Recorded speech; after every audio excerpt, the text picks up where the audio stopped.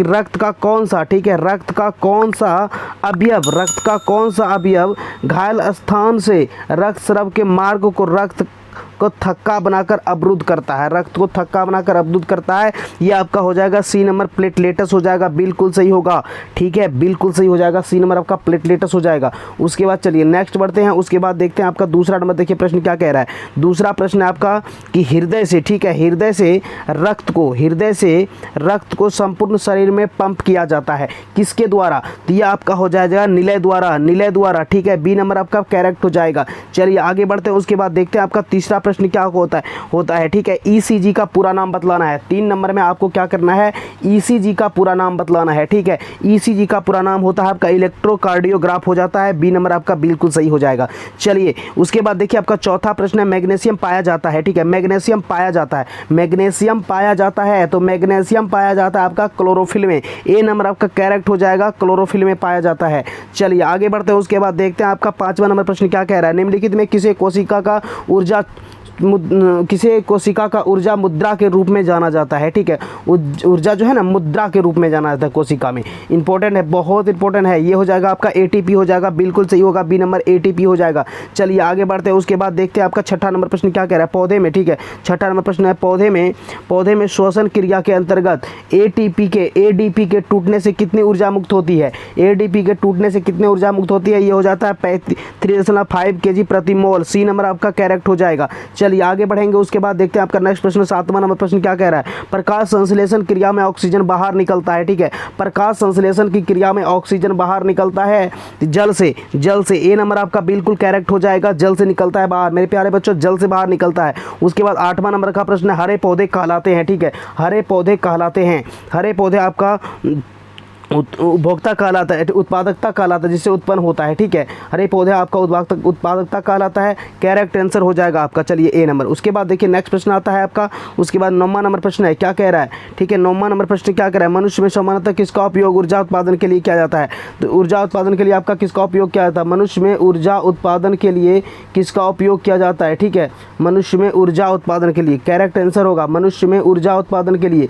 देखिए ऊर्जा के लिए तो आपको ग्लूकोज का जरूरत होता है, ग्लूकोज का, ठीक है, ग्लूकोज का। चलिए ये आपका सी नंबर बिल्कुल सही हो जाएगा। उसके बाद नेक्स्ट प्रश्न की ओर बढ़ते हैं और देखते हैं आपका मनुष्य में सांस लेने और छोड़ने की क्रिया को क्या कहते हैं, स्वच्छवास कहा जाता है मेरे बच्चों, स्वच्छवास, ये आपका बी नंबर बिल्कुल सही हो जाएगा। चलिए आगे बढ़ते हैं। उसके बाद देखते हैं आपका 11वां प्रश्न क्या कह रहा है, कोशिका झिल्ली किस प्रकार की झिल्ली है, ठीक है, कोशिका झिल्ली किस प्रकार की झिल्ली है, कोशिका झिल्ली जो है ना किस प्रकार की झिल्ली है, इसके बारे में बात करेंगे कि कोशिका झिल्ली किस प्रकार की झिल्ली है, अर्धपारागम्य झिल्ली है, ये आपका सी नंबर बिल्कुल सही हो जाएगा, ठीक है, ये अर्धपारागम्य झिल्ली हो जाएगा, ये आपका बिल्कुल सही हो जाएगा। उसके बाद चलिए 12 नंबर के बारे में बात करते हैं, क्या कह रहा है, निश्वास द्वारा निकलने वाली वायु में रहता है, ठीक है, निश्वास द्वारा जब हम लोग सांस को छोड़ते हैं तो क्या निकलता है, कार्बन डाइऑक्साइड निकलता है, CO2 निकलता है, कार्बन डाइऑक्साइड CO2 निकलता है, ठीक है। चलिए आगे बढ़ते हैं। उसके बाद देखते हैं आपका प्रकृति में ऑक्सीजन का संतुलन, प्राकृतिक में ऑक्सीजन का संतुलन, ठीक है, प्राकृतिक में ऑक्सीजन का संतुलन कैसे बना रहता है,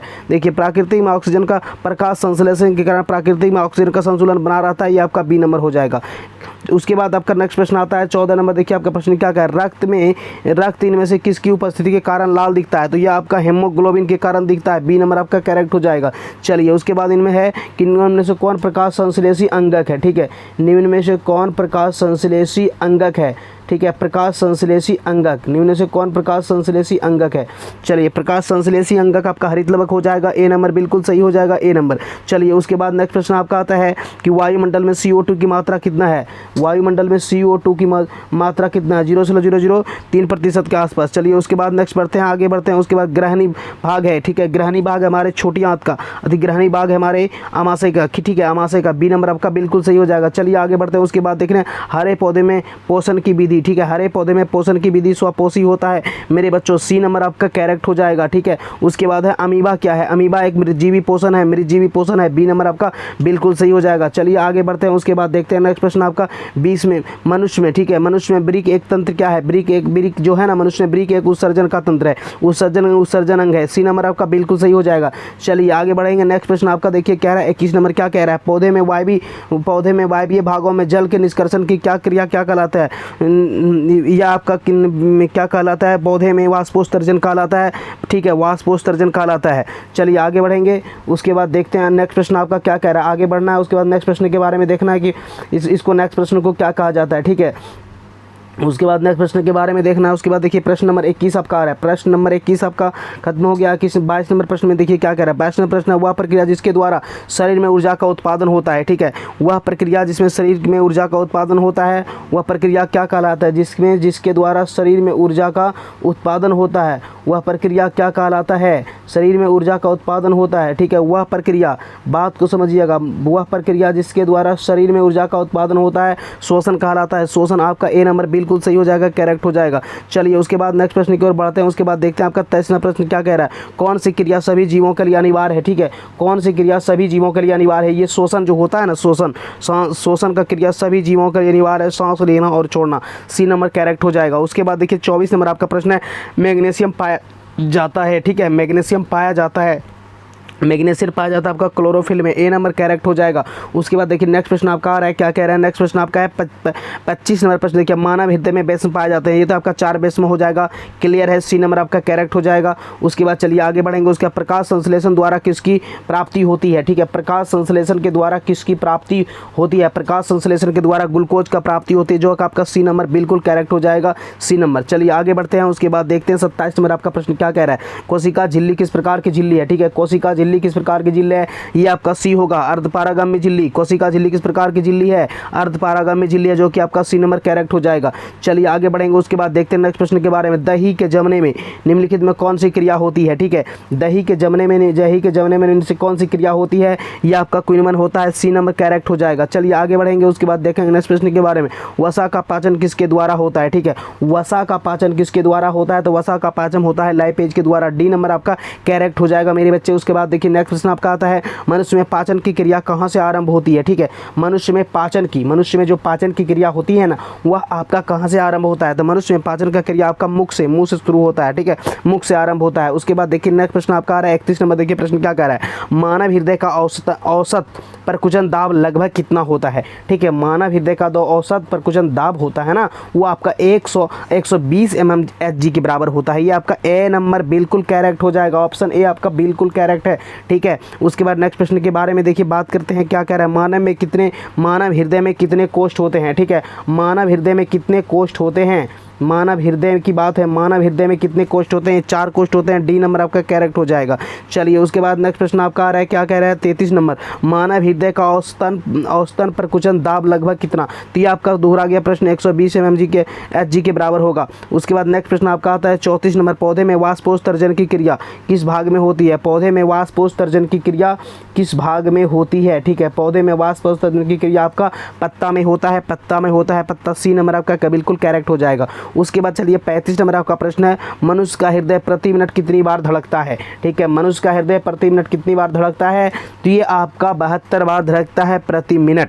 चलिए उसके बाद नेक्स्ट प्रश्न आपका आता है 36 नंबर, मस्तिष्क उत्तरदायी है किसके लिए, ठीक है, मस्तिष्क उत्तरदायी है किसके लिए, देखिए सोचने के लिए, हृदय स्पंदन के लिए, शरीर का संतुलन बनाए रखने के लिए, तीनों हो जाएगा, डी नंबर आपका बिल्कुल हो जाएगा सही, जो कि आपका सभी है। चलिए उसके बाद नेक्स्ट प्रश्न आपका क्या कह रहा है, नेक्स्ट प्रश्न आपका आ रहा है 37 नंबर, क्या कह रहा है, मनुष्य में रुधिर क्षमता है, मनुष्य में रुधिर क्षमता है, ठीक है, मनुष्य में रुधिर क्षमता है बोमेन संपुट में, बी नंबर आपका करेक्ट हो जाएगा। चलिए उसके बाद नेक्स्ट प्रश्न आपका क्या कह रहा है, प्रत्येक गुर्दे में कितने नेफ्रॉन होते हैं, ठीक है, प्रत्येक गुर्दे में कितने नेफ्रॉन होते हैं, तो 1,30,000 के आसपास होता है ये लगभग, ठीक है, ये बी नंबर आपका बिल्कुल सही हो जाएगा।